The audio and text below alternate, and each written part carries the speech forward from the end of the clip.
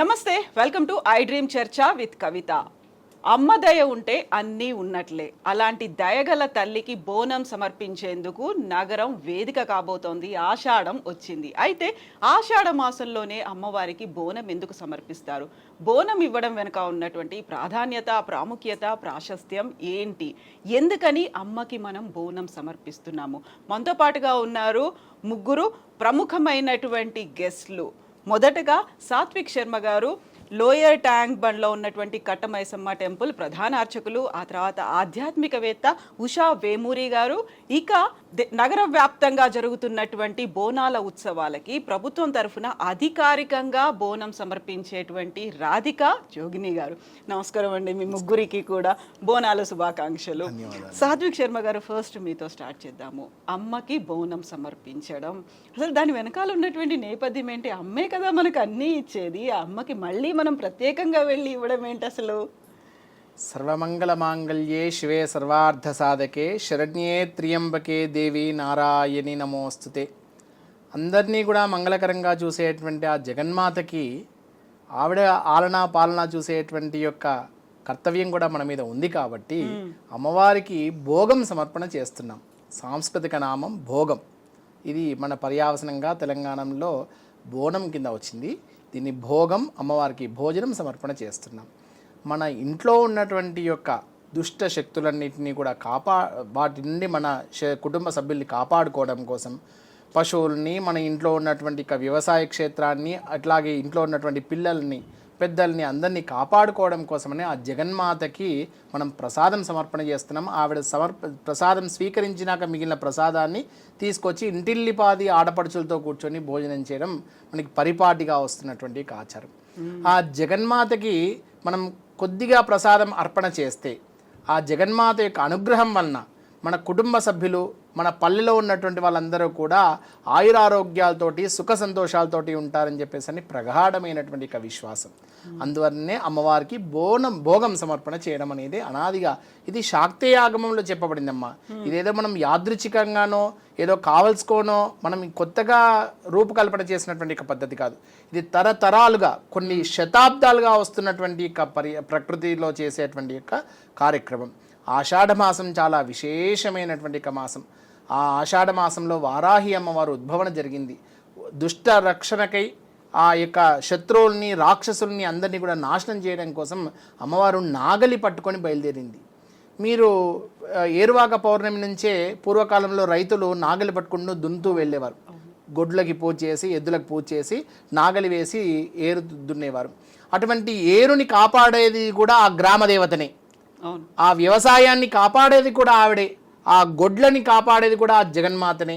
మన ఇంట్లో ఉన్నటువంటి పిల్ల పాపల్ని, మన ఇంట్లో ఉన్న ఆడపడుచుల్ని, మన పెద్దవాళ్ళందరినీ కూడా కాపాడేటువంటి గ్రామదేవత కాబట్టి ఆవిడకి ఈ యొక్క ఆషాఢ మాసంలో పూర్వకాలంలో కొత్త రకమైనటువంటి మహమ్మారులు చాలా విపరీతంగా విజృంభించేవి. అటువంటి వాటి బారి నుండి కాపాడవలసిందిగా అమ్మవారికి చలవ చేయడం కోసమని చలవ పదార్థాలతో భోగాన్ని సమర్పణ చేసేవారు. సో ఉషా గారు, ఇప్పుడు గుళ్ళలో మన దేవాలయానికి వెళ్ళినప్పుడు నైవేద్యం అంటాం, లేకుంటే ప్రసాదం అంటాం. నైవేద్యం ప్రసాదం కాదు, బోనం అని చెప్పి చాలా ఈజీగా, టెక్నికల్ టర్మ్ పెద్దగా అనిపించకుండా చాలా సింపుల్గా అనిపించేటువంటి బోనాన్ని సమర్పించడం. బోనం కూడా మనం ఏం తింటున్నామో, ఏది చలువ చేస్తుందో దాన్ని మాత్రమే పెట్టడం. ఏంటి దీని వెనకాల ఉన్నటువంటి మతలబ్ అంటారు కదా, శాస్త్రీయ దృక్పథం ఏంటి అందులో, అసలు ఏముంది? అది అంటే ఇప్పుడు మామూలుగా ఇందాక వీరు చెప్పినట్టుగా మనకి ఆషాఢం అంటే తెలుగు సంవత్సరాల్లో 4వ నెల. చైత్రం నుంచి మొదలవుతుంది మనకి తెలుగు క్యాలెండర్. అందులో చైత్రం, వైశాఖం, జ్యేష్టం, ఆషాఢం. ఇవాళ జ్యేష్ఠ అమావాస్య చేసుకుంటున్నాం. మన అమ్మవారికి చాలా విశేషమైన రోజు. తర్వాత రేపటి నుంచి ఆషాఢ మాసం మళ్ళీ అమ్మవారిది కొనసాగుతుంది మనకి. అయితే ఇందులో నేను ఆలోచించేది ఏమిటంటే, ఇప్పుడు మామూలుగా మనకి శక్తి ఉపాసన చేసేటప్పుడు గుణాల ప్రకారం మనం అమ్మవారిని తీసుకుని ఉపాసన చేస్తే సత్వరజస్తమో గుణాలు 3 రకాల గుణాలు ప్రతి వాళ్ళ దగ్గర ఉన్నాయి. అది కాంపోజిషన్ వేరియేషనే అంతే. అంటే సత్వగుణం ఎంత ఉండాలి, ఎక్కువ ఉన్నవాళ్ళు చక్కగా లలిత అమ్మవారిని ఉపాసన చేసుకుంటూ చాలా సాత్వికంగా నెమ్మదిగా, అసలు మాట గట్టిగా మాట్లాడడానికి కూడా ఆలోచిస్తూ, అందరిలోనూ ఆ లలితమ్మని దర్శిస్తూ అలాంటి దృక్పథంతో ఉంటారు. అది సాత్వికమైన పూజ. తర్వాత తమోగుణం, అసలు ఏమి చెయ్యరు, నిద్రపోతూ లేకపోతే ఎప్పుడు ఏదో లేజీగా ఉండడం, ఇట్లాంటి లక్షణాలు మనలో ఇవన్నీ ఉంటాయి ప్రతి వాళ్ళల్లో. అమ్మవారిలో కూడా లలితమ్మవారుగాను ఆవిడే భాషిస్తూ ఉంటుంది. అవసరమైనప్పుడు బండాసురుణ్ణి వధించడానికి ఆవిడే ఆయుధాలన్నీ పెట్టుకుని ఆవిడే వెళ్తుంది. అదే అమ్మ సత్వరజస్తమో గుణాలని మూడింటిని కూడా ప్రకోపించుకుని ఏ వృత్తి చేయాల్సి వచ్చినప్పుడు, ఇప్పుడు మనం ఏమంటున్నామని పంచకృత్య పరాయణ అనే నామం ఉంది లలితా సహస్రనామాల్లో అమ్మవారికి. అంటే సృష్టి, స్థితి, లయ, తిరోధానం, తర్వాత అనుగ్రహం, 5 గుణాలు ఆవిడ దగ్గరే ఉన్నాయట అమ్మవారి దగ్గర. అంటే ఇప్పుడు సృష్టి చేయడానికేమో బ్రహ్మని నియోగించారు, అలాగే మనకి స్థితికి విష్ణుమూర్తికి అదొక డెలిగేషన్ అన్నమాట, డెలిగేషన్ ఆఫ్ పవర్, ఆయనకు అథారిటీ ఇచ్చారు. తర్వాత లయం చేయడానికి రుద్రుడికి, శివుడికి ఇచ్చారు. ఈ మూడింటిని మళ్ళీ తర్వాత అమ్మవారు వీటన్నిటికంటే పైన ఉన్నది ఏమిటి, ఆవిడ మళ్ళీ కావాలనుకున్నప్పుడు తిరోధానం, మళ్ళీ అనుగ్రహం, మొత్తం ప్రళయం వచ్చినప్పుడు అన్నీ తీసేయడం, మళ్ళీ ఇదొద్దు అనుకున్నప్పుడు మళ్ళీ కొత్తగా సృష్టి చేయడం. అక్కడి నుంచి ఇవన్నీ కూడా అమ్మవారి చేతిలో ఉన్నాయి. మొత్తం విశ్వ జనని పరాశక్తి ఎవరైతే ఉన్నారో. సో ఇప్పుడు మనం కూడా ఏం చేస్తున్నాం, ఈ కారణాల వల్ల మనకి ప్రకృతిలో సంభవించే మార్పులు ఏదైతే ఉన్నాయో ఈ లక్షణాలన్నిటికీ తగినట్టుగా ఆ ప్రకృతిలో ఇప్పుడు ఎండాకాలం వచ్చిన నీరంతా శరీరానికి అస్సలు మంచిది కాదు. లోపల ఉష్ణం ప్రకోపించి మనకి శరీరం అంతా కూడా వేడెక్కిపోయి ఉంటుంది. దీని వెనక చాలా చాలా అసలు మన ఆచారాల్లో పెట్టినవి కూడా గమనిస్తే, చైత్ర వైశాఖ జ్యేష్ఠాల్లో పెళ్ళిళ్ళైన కొత్త దంపతుల్ని కూడా విడిగా ఉండమంటారు ఆషాఢ మాసంలో. ఎందుకంటే ఇప్పుడు కన్సీవ్ అయిన తల్లులకి డెలివరీ ఎండాకాలం అవుతుంది. తల్లికి పిల్లకి కూడా దాంతో చాలా ఇబ్బందులు ఉంటాయి. శాస్త్ర ప్రకారంగా చెప్పారు, అందుకని వాళ్ళని వేరే పెట్టమన్నారు. కొత్త కోడళ్ళు పుట్టింటికి వెళ్ళిపోవాలి, అత్తవారింట్లో ఉండకూడదు. దానికి చెప్పింది ఏంటంటే అత్త కోడలు ఒకే ఇంట్లో అదే అన్నారు. ఎందుకంటే ఒకప్పుడు ఎలా ఉండేది, అత్తవారితో పాటు కోడలు వాళ్ళ ఇంట్లో ఉండేది. సో అత్తగారు కోడలు అన్నారు, కానీ అసలు చేయాల్సింది ఏమిటంటే వ్యవసాయ సంబంధమైన కుటుంబాలు మనవి పూర్వకాలం నుంచి. అందరూ పనిపాటలు కలిసి చేసుకుంటారు ఇంట్లో వాళ్ళందరూ. భార్య, భర్త, తల్లి, తమ్ముడు, అమ్మ, నాన్న అందరూ కలిసి పొలం పనులకు వెళ్తారు. అలా ఉన్నప్పుడు ఆ పిల్ల కూడా అక్కడే ఉండడము, అందరూ కలిసి ఓ దగ్గర ఉండడము.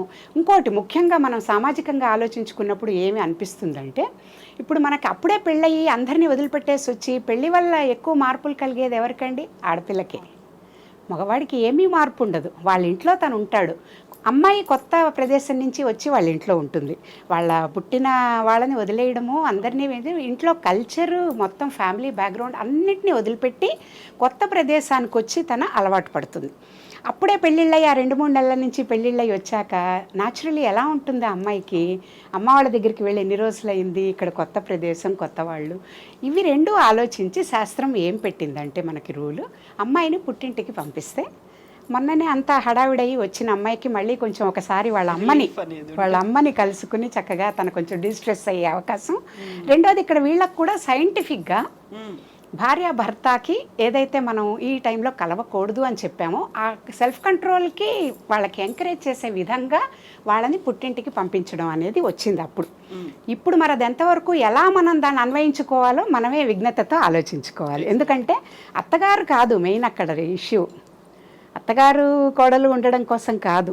ఇప్పుడు న్యూక్లియర్ ఫ్యామిలీస్లో ఎవరి కుటుంబాల్లో వాళ్ళు ఉంటున్నారు. కానీ మనకి ఇట్లా చేసినందువల్ల ఇప్పుడు వీరు చెప్పినట్టుగా ఏదైతే మన నైవేద్యాలు అవన్నీ అమ్మకి మనం పెడతామని అనుకుంటున్నామో రేపటి నుంచి, అవన్నీ చలవ చేసేవి అని అనుకున్నాం కదా. ఇందాక మనం అనుకున్నట్టు ఈ వేడి కలిగించే నీరు, తర్వాత ఎండాకాలం మనకి వచ్చే అమితమైన ఉష్ణం ఏదైతే ఉందో వాటన్నిటి నుంచి వచ్చే పొంగు, ఆటలమ్మ, అమ్మవారు, ఇట్లాంటివన్నీ కూడా పిల్లలకి మనకు ఆ టైంలో మనకి ఉగాదప్పుడు ఒకసారి మనం ఇలాగే చేస్తాం, నైవేద్యాలు అవన్నీ చేసి చద్ది నైవేద్యం అని చెప్పి నైవేద్యం పెట్టి అమ్మవారికి చాకలికి ఇవ్వడం అనే పద్ధతి ఉంది. ఆంధ్ర వైపు ఎక్కువ వచ్చేస్తారు. ఈ ప్రాంతంలో మనం ఇట్లా బోనాలు అని చెప్పేసి మనం ఇప్పుడు చేసుకుంటాం. తర్వాత ఆవిడ అన్నట్టుగా ఇందాక తర్వాత మనం ఇంకో చోట ఇంకో రకంగా ఉండొచ్చు.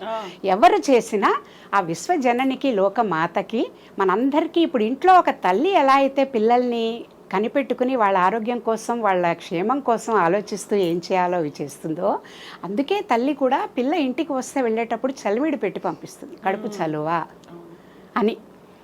మామూలు అమ్మే ఇంత ఇదిగా ఆలోచిస్తున్నప్పుడు విశ్వజనని ఆ పరాశక్తి మనకి అంత ఇదిగా ఇంత ఇస్తున్నప్పుడు మనం ఎంతో కృతజ్ఞతగా ఆవిడకి చేసుకునే భావమే ఈ బోనాలు సమర్పణ అని నాకు అనిపిస్తుంది. నిజంగా అమ్మ, రాధిక్ గారు, ఇప్పుడు ఇన్ని మాట్లాడుకున్నప్పటికీ ఎంతమంది ఆడబిడ్డలు తమ కుటుంబ సభ్యులతో అమ్మకి బోనం తీసుకొచ్చినప్పటికీ వెరీ ఫస్ట్ బోనం ఏ అమ్మకైనా తీసుకెళ్లేది మీరు కదా. మీరు ఇచ్చిన తర్వాత మాత్రమే మిగతా అందరూ ఇస్తుంటారు. ఇప్పుడు ఏమనిపిస్తుంది, మీరు ప్రతి గుడికి మొదటి బోనం అనేది మీ నెల రోజుల పాటు జరిగే ఉత్సవాల్లో తీసుకెళ్లడం అంటే ఎలాంటి భావన ఉంటుంది అసలు? ముందుగా తెలంగాణ జంట నగరాల ప్రజలందరికీ బోనాల పండుగ శుభాకాంక్షలు. ఐటీన్ తరఫు నుంచి అలాగే మా తరఫు నుంచి నేను చెప్పాలి ఏంటి అని అంటే, ప్రతి ఒక్క ఫెస్టివల్ ఒక నెల, ఒక రోజు 2 రోజులు జరుపుకుంటారు. కేవలం ఈ ఆషాఢ మాసంలో జరుపుకునే ఒక పండగే నెల మొత్తం జరుపుకుంటారు. అలాగే ఆషాఢం శ్రావణం కలిపి 2 నెలలు అమ్మవారి పండగలు కంటిన్యూగా అవుతాయి. మధ్యలో చాలా గ్యాప్ ఉంటుంది. మార్చ్, ఏప్రిల్, మేలో ఏం పండగలు ఉండవు. ఈ గ్యాప్ అంతా ఇచ్చిందంతా ఒకటేసారి ఆషాఢ మాసం నుంచి శ్రావణ మాసం దాకా ప్రతి ఆడపడుచు చాలా సంతోషంగా, అందంగా, ఆనందంగా జరుపుకునే పండగ. కరువు తీరా అంటారు మామూలుగా. ఎదురు చూస్తూ ఉన్నాము, రావట్లేదు, ఇప్పుడు వచ్చింది పండగ. అందులో ప్రత్యేకంగా మేము ప్రతి గుడికి వెళ్ళి అమ్మవారికి బోనం సమర్పించడం ఎందుకు స్పెషల్ అంటే, మేము మా హోల్ సోల్ అంతా దేవుడికి డెడికేట్ చేస్తుంటాం. మాకు లైఫ్లో పెళ్ళి, పిల్లలు అలాంటివి ఏమి ఉండదు. ఒక బ్రహ్మచర్ని లైఫ్ అనమాట. ఏదున్నా మేము 24 గంటలు అమ్మ ధ్యానంలో ఉంటాము, ఆమెకు పూజలు చేస్తూ ఉంటాం. కాబట్టి వాళ్ళు పూజలు ఎవరైతే బోనాలు ప్రత్యేకంగా మాతో చేయించాలనుకుంటారో వాళ్ళు కూడా వీళ్ళ ద్వారా చేయిస్తే అమ్మకు నైవేద్యం కానీ బోనం కానీ సమర్పించి వీళ్ళు ఎక్కిస్తే అమ్మ నైవేద్యం తింటుంది. వీళ్ళ ద్వారా అమ్మవారికి బోనం ఎక్కిస్తే అమ్మ ఆలకిస్తుందన్న ఒక నమ్మకంతో చేయిస్తుంటారు. అలాగే వెళ్ళిన ప్రతి చోట మమ్మల్ని ఎందుకు స్పెషల్గా చేస్తారు అని అంటే, మేము ఆ డప్పు చప్పులకి ఆ లయబద్ధంగా ఆ నృత్యం చేస్తూ ఆ అటైర్లో అన్నన్ని కిలోలు బోనం ఎత్తుకొని అమ్మ ఆవగించి మేము ఆడుతూ నృత్యం చేస్తూ ఆ గుడి దాకా వెళ్తాం. హోల్ టోటల్ బోనాల్లో అందరు వెయిట్ చేసేది ఏంది అని అంటే, బోనాల పండగ అంటేనే డప్పు చప్పుళ్ళు, అలాగే మేళ తాళాలు ఆడి తాగి తిని చిందేసే పండగ అని చెప్పాలి. ప్రతి ఒక్కరికి ఎంజాయ్ చేసే పండగ అని అంటే ఫస్ట్ బోనాలే గుర్తొస్తాయి. ఎందుకంటే ప్రతి ఒక్కరి ఇంట్లో ఫస్ట్ అమ్మకి బోనం సమర్పించే దగ్గర నుంచి నైట్ వరకు ఆ అమ్మవారి పలారం బండ్లు, తొట్టెళ్ళు అలాంటివన్నీ ఊరేగింపులుగా వస్తుంటాయి. అవన్నీ వచ్చేంత వరకు ప్రతి ఒక్కరు కూడా చిన్న నుంచి పెద్ద దాకా కలిసి సంతోషంగా, ఆనందంగా చేసుకునే పండగ బోనాలు అని చెప్పాలి.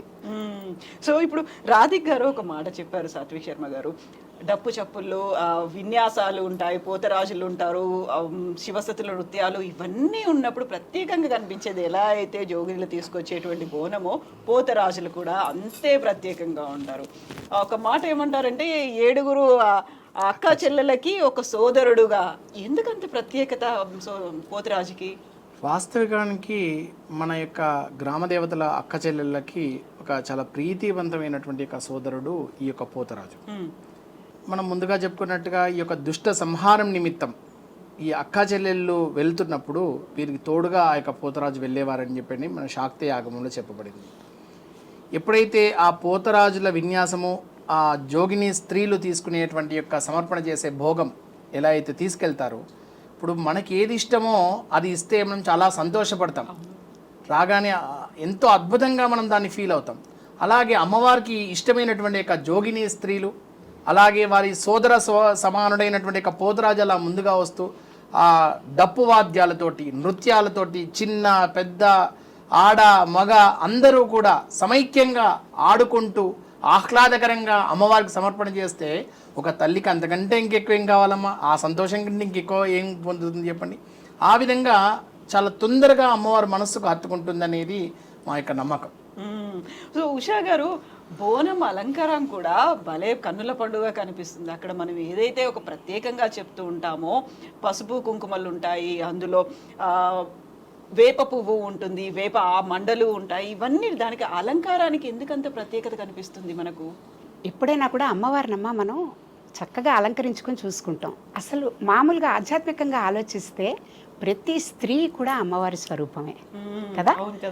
మనం చిన్నప్పుడు పిల్లలు పుట్టినప్పుడు కూడా బాల అని చెప్పి 2 ఏళ్ల నుంచి కూడా వాళ్ళకి బాల పూజ అని చేసుకుని అక్కడి నుంచి ఎదుగుతూ వస్తూ ఉన్నప్పుడు పెద్ద మనిషి అయ్యే వరకు కూడా వాళ్ళని చక్కగా ప్రతి సంవత్సరం ఒక్కొక్క సంవత్సరం పెరుగుతూ ఉన్నట్టు భావించి బాల పూజ చేస్తాం, కన్యా పూజ చేస్తాం. పునిస్త్రీకి మనం సువాసిని పూజ చేస్తాం, పెళ్ళైన వనితకి.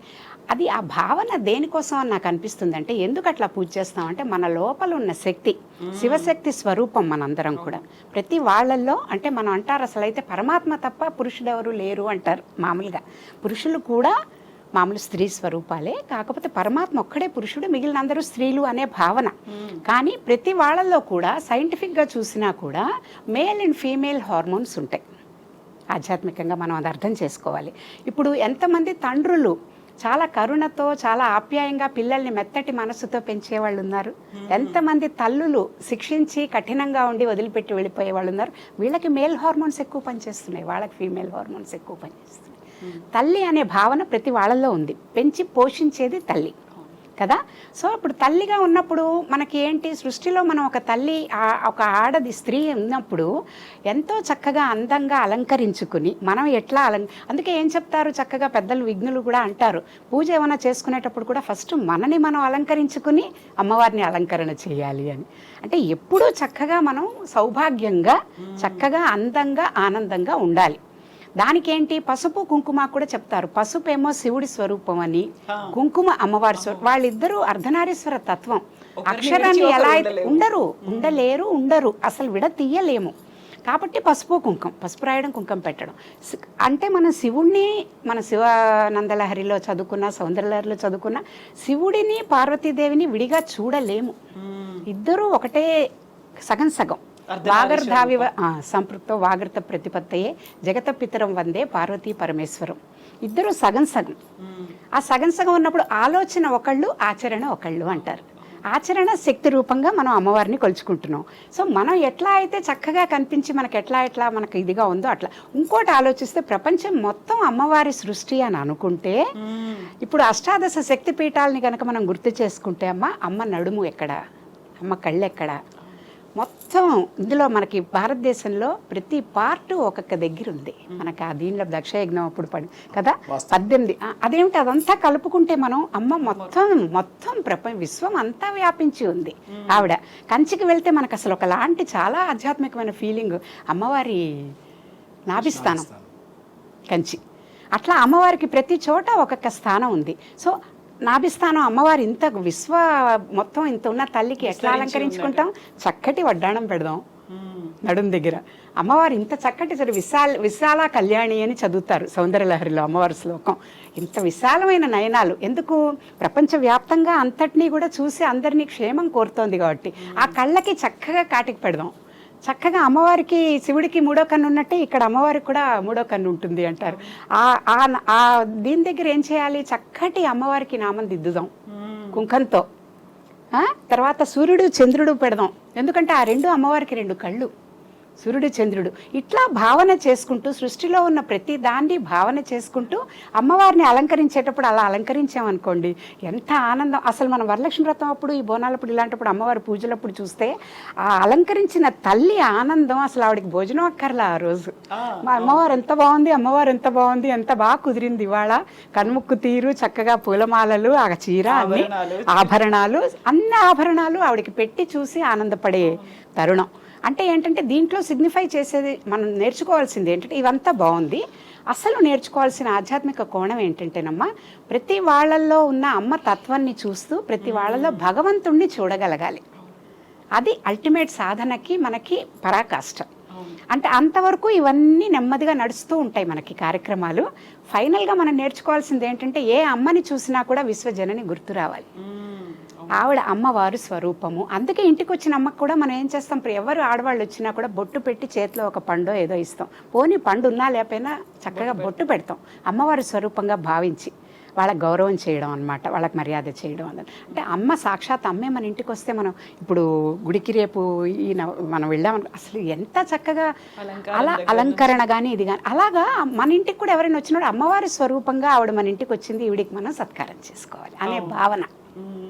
సో రాధిక గారు, అంత బరువైనటువంటి బోనాన్ని మీరు ఎత్తుకుంటారు, మీరు చేసినటువంటి, మీరు చేసుకునేటువంటి అలంకారంతో పాటుగా అమ్మవారికి అంత పెద్ద అలంకారం చేసి, ఒక పక్కన నిమ్మకాయల దండలు కూడా వేసుకొని, నోట్లో నిమ్మకాయలు, ఒక త్రిశూలం, ఇవన్నీ పట్టుకొని అలా నృత్యం చేస్తూ వెళ్ళడం అనేది కొన్ని గంటల పాటు కొనసాగుతుంది. అంత ఎనర్జీ ఎక్కడి నుంచి వస్తుంది మీకు? అది మేము ఆషాఢ మాసము అందరూ అనుకునే విధంగా ఉండదు మాకు. మేము ఒక చాలా నియమ నిష్టలతో ఉంటాము.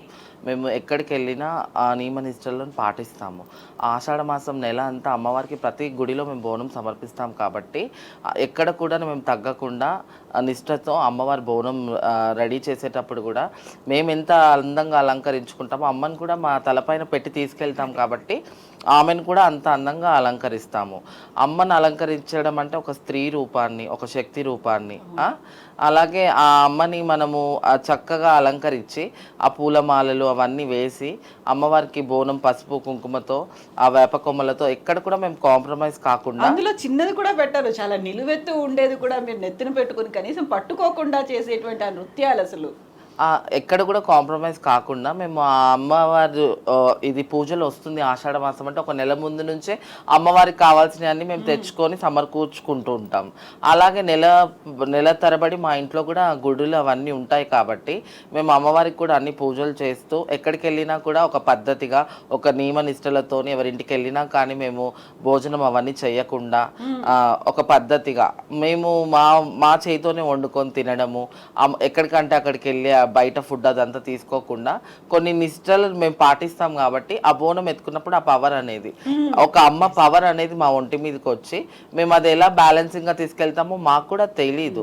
ఆ బోనం తలపైన పెట్టినంత వరకే మాకు గుర్తుంటది. ఆ తలపైన పెట్టిన తర్వాత డప్పు చప్పుళ్ళు, ఆ ఒగ్గు బృందాలు వాళ్ళందరూ మమ్మల్ని అమ్మ ఆవగించేలాగా ఆ సౌండ్స్ అన్ని చేస్తారు. ఆ పూనకం మా ఒంటిపైకి రాగానే మేము ఆ బోనం ఎలా గుడి వరకు తీసుకెళ్తామో కూడా మాకు అసలు ఆ అమ్మ పవర్ తోనే వెళ్ళిపోతాం మేము టెంపుల్ వరకు. సో ఈ పండగలో అమ్మవారికి మేము ఎంత నిష్టగా ఉంటామో ప్రతి ఒక్కరు కూడా మా నిష్టను చూసి మాతో చేయించుకోవాలి. వీళ్ళు ఏదైనా ప్రత్యేకంగా అమ్మవారి పూజలు చేసేటప్పుడు ప్రతి ఒక్కటి ఎక్కడ కూడా మేము బోనం వండేటప్పుడు కూడా నోటికి బట్ట కట్టుకొని ఆ తుప్పిళ్ళు కూడా అందులో పడకుండా అట్లా నిష్టగా చేస్తామన్నమాట. ఎందుకంటే 365 రోజులు ముక్తిని ప్రసాదించే తల్లికి మనం ఒక్కరోజు భోజనం పెడతాం. ఆ భోజనం ఎక్కడ కూడా అమ్మవారికి తక్కువ కాకుండా అన్ని చలవ చేసే పదార్థాలు, పరమన్నం, పచ్చన్నం, అలాగే కోయిగూర, అలాగే ఇంకా చెప్పాలంటే బెల్లం బూరెలు అంతా ఇప్పుడు శాస్త్రి గారు చెప్పినట్టు ఒక భోగం అంటే ఒక ప్లేట్లో మనం అన్ని వెరైటీస్ ఎలా పెట్టుకుంటామో అమ్మకు కూడా టెంపుల్ దగ్గరికి వెళ్ళగానే ప్రతి ఒక్కటి అమ్మ ఆలకించే విధంగా అమ్మకు చూస్తే ఏది కూడా తక్కువ కాకుండా నిండుగా ఉండాలని అన్ని చలవ చేసే పదార్థాలు, పచ్చి పులుసు కానివ్వండి, ఉల్లిగడ్డ కానివ్వండి, చింతపండు కానివ్వండి, అన్ని అమ్మవారికి అలా సమకూర్చి చేస్తూ ఉంటాం. కాబట్టి ఆ పైన జ్యోతి కూడా చాలా విశేషం అండి. ఆ జ్యోతి మనం టెంపుల్కి వెళ్ళే వరకు అమ్మవారి చెంత చేరే వరకు మేము కరెక్ట్గా తీసుకెళ్ళాలి. ఎందుకంటే ఆ అమ్మవారి చెంత చేరిన తర్వాత మనకి ఏం ఫీలింగ్ వస్తుందంటే ఈ జ్యోతి ఎలా అయితే వెలిగిందో మనం గుడికి వెళ్ళేంత వరకు ఈ ఏడాది మొత్తం అమ్మవారు మనకి అలాగే బ్లెస్సింగ్స్ ఇస్తుంది అని ఒక వెలుగుని ప్రసాదిస్తుంది అని ఒక నమ్మకం తీసుకెళ్తూ ఉంటాం. అలాగే కొంతమంది కొన్ని ప్లేసెస్ లో ఎలా చేస్తారంటే వాళ్ళు ఏదైతే ఫుడ్ గా తీసుకుంటారో కొంతమంది పచ్చన్నం పెడతారు, కొంతమంది తెల్లన్నం పెడతారు, కొంతమంది పరమన్నం పెడతారు. ఎవరికి ఎలా అనుకూలంగా ఎవరికి ఎలా ఆనవాయితీ ఉంటే అలా పెడతారు. కొంతమంది అంటారు పచ్చన్నమే పెట్టాలి, కొంతమంది అంటారు తెల్లన్నమే పెట్టాలి, కొంతమంది ఎలా అంటారంటే మనం పసుపు వేసుకొని అన్నం తినగలుగుతామా, అమ్మవారికి ఎలా పెడతాము, మనం ఎలా తింటామో అమ్మవారికి కూడా అలాగే పెట్టాలంటారు. సో ఎవరిది ఏదైనా ఎవరి భక్తి వాళ్ళది. అమ్మ దగ్గర చూపించుకోవాలి, అమ్మ దగ్గర మనకు ఒక మంచి ఇది ఉండాలి, అమ్మ మనం పెట్టే నైవేద్యంలో ఎక్కడ కూడా తక్కువ కావద్దు అని ప్రతి ఒక్కరు ఆలోచించి మనం ఏదైతే భోజనంగా చేస్తామో అమ్మవారికి కూడా అదే భోజనంగా పెట్టాలని కొంతమంది అంటారు. కొంతమంది ఏమో నైవేద్యాలకు అప్పటి నుంచి అనాదిగా ఆచారం వస్తుంది, పచ్చన్నమే పెట్టాలి, పరమన్నమే పెట్టాలి. కొన్నిసార్లు కొన్ని దగ్గర తెల్లన్నం అట్లా పెడితే కూడా కొంతమంది విమర్శించారు, అమ్మవారికి అలా పెట్టడం ఏంటి, తెల్లన్నం పెట్టకూడదు కదా, పసుపేసి పెట్టాలి, పరమన్నమే పెట్టాలి అని. కానీ కొంతమంది ఏమంటారంటే మళ్ళీ పసుపు వేసి మనం అన్నం తినాలంటే తినం కదా, అమ్మవారికి కూడా అలాగే పెట్టాలి అని ఆ నైవేద్యాలన్నీ అంతా కరెక్ట్గా చేసి అమ్మవారికి సమర్పిస్తూ ఉంటారు. సో ఇప్పుడు రాధిక గారు ఒక మాట చెప్పారు, బోనం చేసి బోనం మీద దీపాన్ని పెట్టుకొని తీసుకెళ్తాము, ఒక వెలుగునిచ్చేటువంటి దీపం, గండా దీపం అంటారు కదా. గండా దీపం అనేది మనకి ఏదైనా దుష్ట శక్తులో లేకుంటే మనకి ఆపదల నుంచి రక్షిస్తుంది అని, అదేనా ఇప్పుడు అమ్మకి బోనం సమర్పించడంలో ఉంది? అక్షర సత్యం అమ్మది. ఎందుకంటే పూర్వకాలంలో ప్రతి ఒక్కరు కూడా ఇంట్లో ఎవరికైనా శరీరంలో ఆరోగ్యం బాగలేకపోయినా వారి యొక్క కులదైవానికి గోధుమ పిండితో చేసినటువంటి యొక్క గండదీపాన్ని తల మీద పెట్టుకొని తలార స్నానం చేసి ఆ గండదీపంతో దేవాలయం చుట్టూ ప్రదక్షిణ చేసి ఆ గండదీపాన్ని స్వామికి అమ్మవారికి సమర్పణ చేయడం జరుగుతుంది. అటువంటి యొక్క గండదీపము ఈ యొక్క బోనాల్లో ఎందుకు ప్రత్యేకత అంటే, జోగిని స్త్రీ ఎవరైతే ఆ బోనాన్ని అమ్మవారికి సమర్పణ చేస్తారు, ఇప్పుడు వారు చెప్పినట్టుగా రాధికా గారు చెప్పినట్టుగా ఆవిడకి చాలా ప్రీతికరమైనటువంటి, వారు సంవత్సరం మొత్తం కూడా అదే దీక్షలో ఉంటారు. వారికి వేరే వ్యామోహాలు వేరే దేని మీద కూడా ఏమీ యావిగేషన్స్ ఉండవు. కేవలం వారి యొక్క ఉచ్ఛ్వాస నిశ్వాస ఆ యొక్క జగన్మాతే, వారి యొక్క శరీరం అంతే కూడా ఆ స్వామికి ఆ అమ్మవారికి అర్పణే, ఆ శివుడికి ఆ యొక్క జగన్మాతకి మాత్రమే అర్పణ. అటువంటి ఆ యొక్క ఎటువంటి యొక్క వేరే ఉద్దేశం లేని యొక్క జోగిని స్త్రీ కనుక ఆ బోనాన్ని సమర్పణ చేసి ఆ గండదీపాన్ని తీసుకొని వెళ్ళడం వలన ఈ యొక్క ఏ ఇంటి నుంచి అయితే ఆ గండదీపం వెళ్తుందో ఆ ఇంట్లో ఉన్నటువంటి ఒక అనారోగ్య స్థితి అంతే కూడా ఆ జ్యోతి ప్రజ్వలనతోటి నశింపజేస్తుంది, గాఢాంధకారాన్ని అంతా కూడా తొలగింపజేస్తుంది అనేది మనకి ఆ శాస్త్రం చెప్పినటువంటి ఒక విశేషం. సో ఇప్పుడు ఉషా గారు, మనం బోనాలు చేస్తూ ఉన్నాము, ప్రతిరోజు మనల్ని అమ్మ భోజనం పెట్టి దీవిస్తోంది, లేకుంటే మనల్ని చల్లగా చూస్తుంది, ఒక రక్షగా ఉంటుంది అనుకున్నప్పుడు మళ్ళీ గివింగ్ బ్యాక్, అమ్మ నువ్వు మమ్మల్ని ఇంతకాలం చూసావు, ఈ ఒక్కరోజు దాంట్లో ఉన్నది ఏంటి అసలు? 365 రోజులు 64 రోజులు నువ్వు మమ్మల్ని చక్కగా చూసుకున్నావు, ఇది మేము ఇస్తున్నాము నీకు, దాన్ని ఎలా చూడొచ్చు అసలు? కృతజ్ఞత, గ్రాటిట్యూడ్ అంటారు, ఏమంటారు? కరెక్ట్, అదే మాట, కృతజ్ఞత. ఇప్పుడు మనకి ఏమి అడగకుండానే చేస్తున్న అమ్మకి ఇంట్లోనే చూడండి, ఇప్పుడు పిల్లలు ఉంటారు. నాకు చాలా, నేను ట్రైనర్గా ఈ కౌన్సిలింగ్ ట్రైనింగ్ సెషన్స్కి వెళ్ళినప్పుడు చిన్నపిల్లలతో మాట్లాడుతున్నప్పుడు ఆశ్చర్యం వేస్తుంది. వాళ్ళ పసి మనసుల్లో, అంత చిన్న మనసుల్లో వాళ్ళకి ఎంత చక్కటి భావాలో. ఒక పాపకు రోజు చెప్పింది, చాలా పువర్ ఫ్యామిలీ వాళ్ళు, మామూలు దీంట్లో ఆ అమ్మాయికి ఫీజుకి దీనికే ఇబ్బంది పడుతూ ఉన్నారు. వాళ్ళ మదర్ పనిచేస్తున్న వాళ్ళు ఎవరో ఆ అమ్మాయికి చదివిస్తున్నారు. ఇట్లా నడుస్తోంది. 3 పిల్లలు ఆ తల్లికి, 2 ఆడపిల్లలు. వాళ్ళకి ఎలా ఉన్నా మగపిల్లవాడి కోసం ఆశ ఉంటుంది కాబట్టి 3వది మగపిల్లవాడు పుట్టే వరకు కూడా 3 పిల్లలు ఉన్నారు. వాళ్ళని పోషించలేని పరిస్థితి, తండ్రి ఏమీ పట్టించుకోడు, తల్లి పాపం ఏదో కష్టం చేసుకుంటుంది. ఇది పరిస్థితి. ఆ పాప అంటుంది, ఒకరోజు మా ఇంట్లో నా బర్త్డే రోజు మా బాబు యూఎస్ నుంచి నాకు అక్కడి నుంచి కేక్ అది పంపించి బుకే అవి పంపించాడు. అప్పుడు ఆ పాప వచ్చిందనమాట, ఆ చిన్న పాప వచ్చి చూసి, ఏంటమ్మా ఇట్లా దీంతో వచ్చింది, ఇది అది ఎక్కడి నుంచి, అన్న పంపించాడా? అవునమ్మా అన్న పంపించాడు. ఏంటి అని అంటే, ఇవాళ, అప్పుడు మా హస్బెండ్ చెప్పారు, ఇవాళ తన బర్త్డే అందుకని చెప్పేసి అన్న పంపించాడు అని చెప్పేసి. ఇంత మొహం అయిపోయింది, ఇంత ఆనందము పడిపోయింది. ఏమంది తెలుసా, అమ్మ నేను తర్వాత మళ్ళీ నీ దగ్గర ఇస్తాను, మా అమ్మది కూడా చెప్పింది, దసరాలు ముందు రోజో ఏదో అని చెప్పిందమ్మా, నేను ఒక్కసారి గుర్తు చేసుకుంటాను, అమ్మ నాకు ఒక్క 100 రూపాయలు ఇస్తావమ్మా, మళ్ళీ పట్టుకుందు తర్వాత ఎప్పుడైనా, నేను మా అమ్మకి ఏదైనా కొంటానమ్మా, గాజులు కొంటానమ్మా, గాజులు కొని మా అమ్మకి ఇస్తాను. నాకు నిజంగా ఐ వాజ్ సో టచ్డ్ అండి. అంత చిన్న పిల్ల, 7 ఏళ్ళు 8 ఏళ్ల పిల్ల అమ్మకి గాజులు కొనిపెట్టాలి, అమ్మకి గాజులు ఆ రోజు పుట్టినరోజుకి అనే భావన, అంటే చిన్న ఏదైనా తనకున్నది. అక్కడ ఆ తల్లి ఎంత సంతోషపడుతుందండి ఆ గాజులు వేసుకుని, ఆ చిన్న పిల్ల. అంటే మనకి మామూలుగా మనం పెంచి వాళ్ళని పోషిస్తున్న మామూలు తల్లికే ఇంత ఆనందం ఉంటే ఒక పిల్ల ఇది అని, ఆ విశ్వజనని అసలు ఇంత మనం అడగకుండానే, అసలు తల్లికి ఆవిడకి డెలివరీ అవ్వకముందరే పిల్లల పోషణకు కూడా ఆవిడ మొత్తం ఏర్పాటు చేస్తోంది కదా. ఎవరు అడిగారు? పిల్ల పుట్టాక ఎట్లాగా భోజనం అని ఆలోచిస్తున్నారు ఎవరైనా? అది కూడా ముందరే ఏర్పాటు చేసి ప్రతి జీవికి తిండికి ఎటువంటి కష్టం లేకుండా, పోషణకి ఎటువంటి కష్టం లేకుండా ముందరే ఏర్పాటు చేస్తున్న తల్లికి అసలు మనం ఏం అడిగింది ఆవిడేం అడగదు.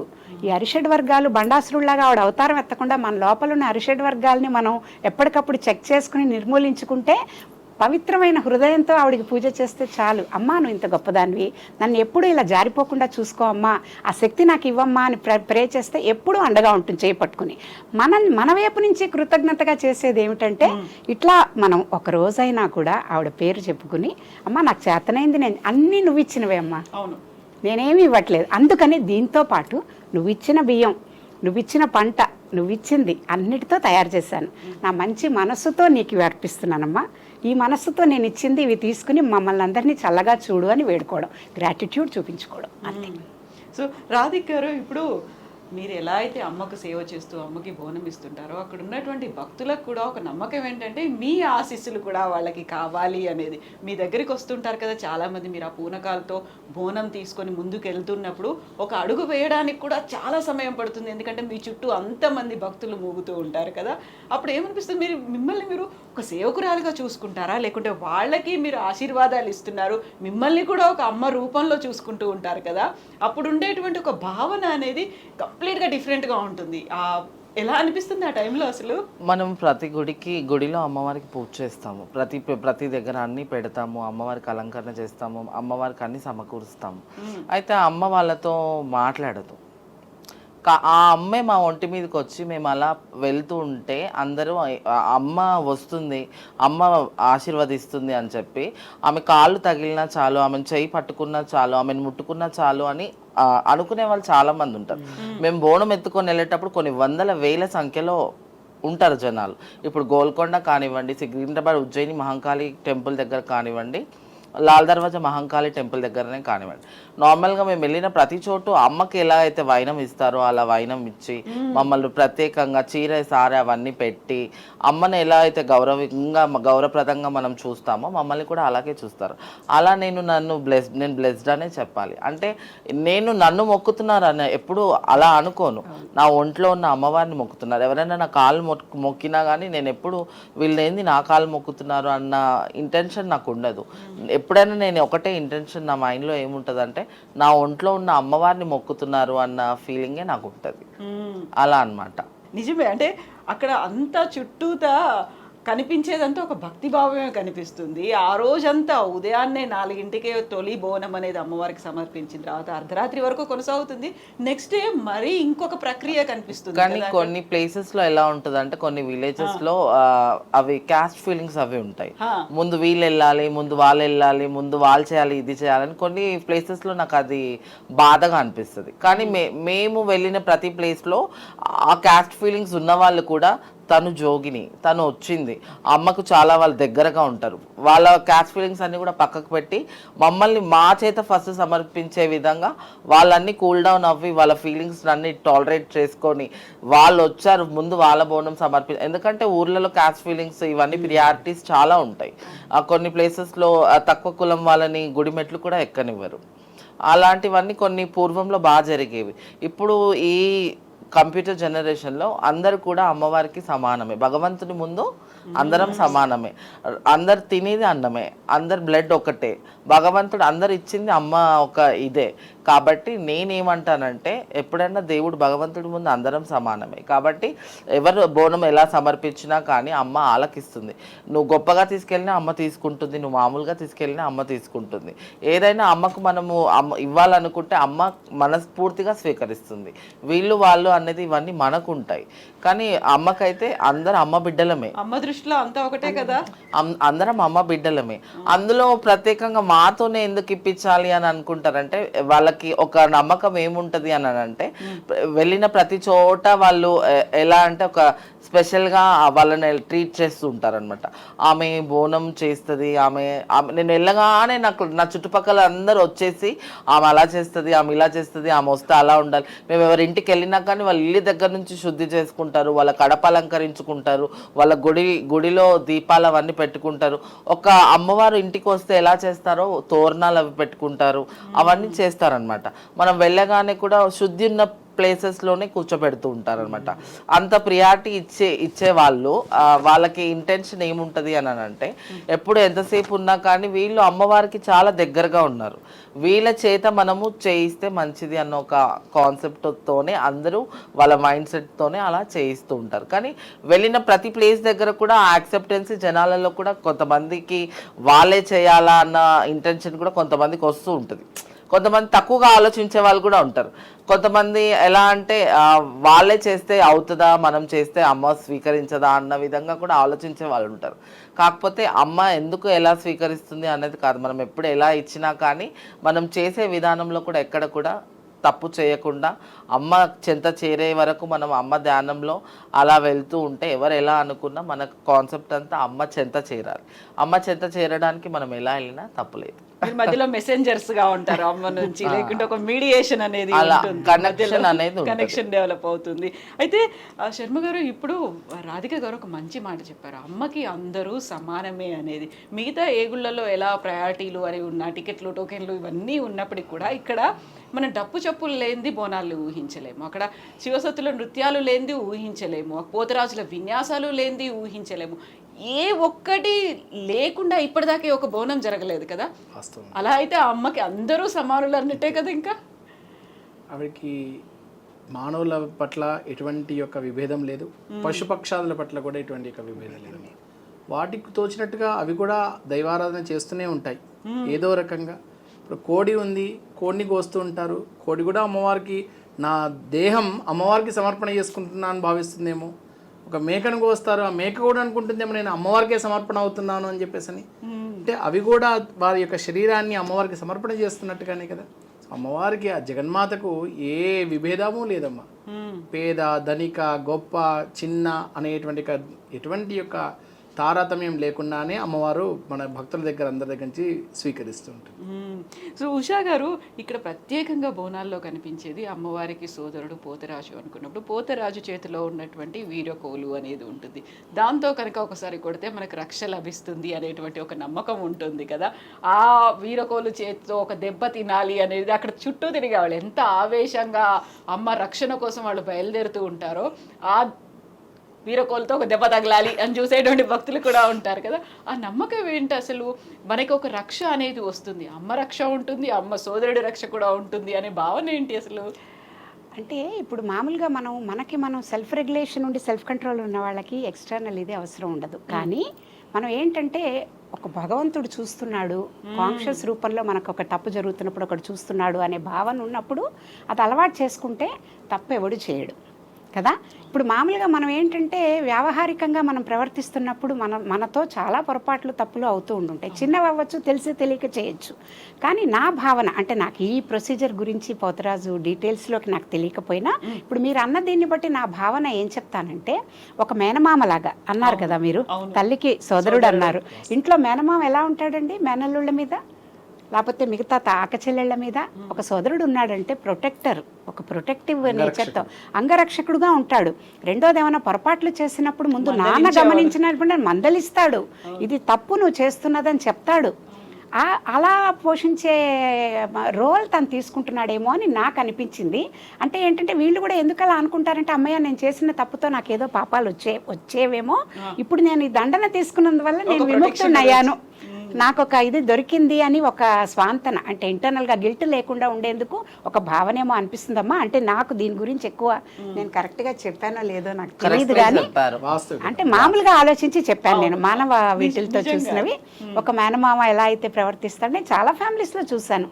వాళ్ళు మేనకోడళ్ళని మేనల్లుళ్ళని ఒక మేనమామ ఎంత చక్కగా ప్రొటెక్టివ్గా, వాళ్ళు డబ్బు తీయక్కర్లేదు ప్రతిదానికి, ఒక మంచి మార్గంలో పెట్టడం ఏంటి, అండగా నిలబడడం అయితే ఏంటి, కష్టం సుఖం కలిగినప్పుడు ఓదార్పుకైతే ఏంటి, వాళ్ళకు ఒక పెద్ద కొండలాగా ధైర్యం, ఆ రోల్ ప్లే చేస్తాడు అనుకుంటున్నాను. తల్లి తర్వాత అట్లా అన్నమాట, తండ్రి తర్వాత అట్లా మేనమామ అని, అందుకని అలా చేస్తున్నారేమో అనిపిస్తుందమ్మా. ఇంకోటి కూడా, మనం కాశీ వెళ్ళినా కూడా ఇప్పుడు రిలేట్ చేసుకుంటే నాకు జ్ఞాపకం వచ్చిన విషయం, మనం అక్కడికి వెళ్తే కూడా మనకు అక్కడ కాలభైరవ టెంపుల్లో వాళ్ళు దండిస్తారు, అందరూ వంగి దండి కొట్టించుకుని వస్తాం. యాదాద్రి టెంపుల్, యాదగిరి గుట్టలో కూడా అవును, అక్కడ మామూలుగా వెళ్ళి మనం డబ్బులు కట్టి కొట్టించుకుని వచ్చి చేతికి రక్ష కట్టించుకుని వస్తాం. అంటే అక్కడ చేసినవన్నీ కూడా శివుడి దగ్గర అక్కడ మనం వదిలేసి వచ్చేసాం. ఆయన క్షేత్రపాలకుడిగా, లేకపోతే అక్కడ చూసుకుంటున్న పాపాలన్నింటినీ కూడా మనని నిర్మూలించేందుకు ఆయన ఉన్నాడు అని. ఇంకా తర్వాత మనకు నిజంగానే కాశీలో వదిలేసి వస్తే మనకు ఎలా ఇది అనిపిస్తుంది, ఏదో ఒక లైట్ ఫీలింగ్ అనమాట. అమ్మ మనం ప్యూరిఫై అయిపోయాం చక్కగా, ఏదో పాపం అనేది కడిగేసుకున్నాం అనే ఒక భావన. అది రాధికారు, ఇప్పుడు ఆషాఢ మాసంలో నగరం అంతా జరిగే ఈ దేవాలయాల్లో ప్రతి చోట బోనాలకు వెళ్తారు, ఆ తర్వాత శ్రావణ మాసం వెళ్తారు, ఆ తర్వాత వేములవాడలో జరిగేటువంటి కళ్యాణానికి కూడా మీరే అక్షింతలు తీసుకొని వెళ్తూ ఉంటారు కదా. ఒకసారి అనిపిస్తూ ఉంటుంది, ఏ దైవ కార్యమైనా మీరు లేకుండా జరగదేమో అనిపిస్తూ ఉంటుంది కదా. అదే అండి, ప్రతి ఒక్క చోట ముందు మొట్టమొదటిగా మనము చెప్పాలంటే గోల్కొండ నుంచి స్టార్ట్ అవుతుంది. గోల్కొండలో బోనం ఎక్కించే దగ్గర నుంచి స్టార్ట్ చేస్తే సికింద్రాబాద్ కానివ్వండి, అలాగే లాల్ దర్వాజా మహాంకాళి టెంపుల్ కానివ్వండి, ప్రతి ఒక్క చోట 4 వారాలు 4 చోట్ల. అలాగే ఆ 4th వీక్ అయితే ప్రతి ఒక్క టెంపుల్ దగ్గర అవుతుంది. ప్రతి టెంపుల్ దగ్గర కొన్ని ప్లేసెస్లో అయితే మాకు టైం ఉండదు. ఆ రోజు ఒక్కరోజు 10 టెంపుల్స్కి కూడా వెళ్ళాల్సి వస్తుంది. ఎందుకంటే ప్రియారిటీ వాళ్ళ జనాలు మనల్ని అంతా సెల్ఫ్ రెస్పెక్ట్ చేసి పిలిచినప్పుడు కంపల్సరీ పోవాల్సి వస్తుంది.